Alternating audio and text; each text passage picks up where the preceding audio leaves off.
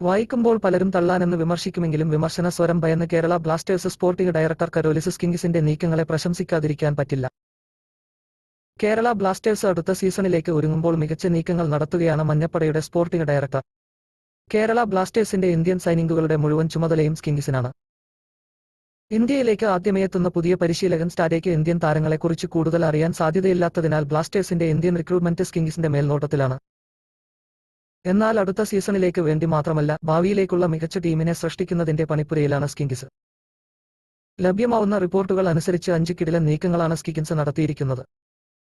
ഇതിൽ ഒരെണ്ണം പരാജയപ്പെട്ടെങ്കിലും ബാക്കിയുള്ള നീക്കങ്ങൾ ബ്ലാസ്റ്റേഴ്സിന്റെ നെക്സ്റ്റ് ബിഗ് തിങ്കുകളാണ്.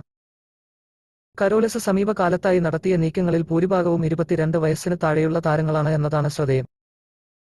കഴിഞ്ഞ ദിവസം ബ്ലാസ്റ്റേഴ്സ് ഔദ്യോഗികമായി പ്രഖ്യാപിച്ച സോംകുമാർ എന്ന ഗോൾ കീപ്പർ കേവലം 19 വയസ്സുള്ള താരമാണ്.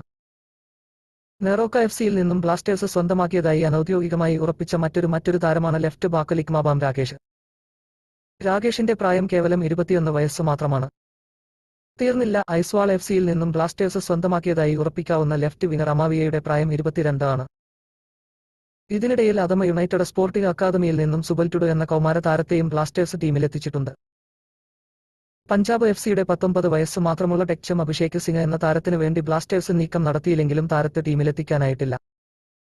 എങ്കിലും കിംഗ്സ് ലക്ഷ്യമിടുന്നത് യുവതാരങ്ങളെയാണ്, അതും നീണ്ട വർഷത്തെ കരാറിൽ.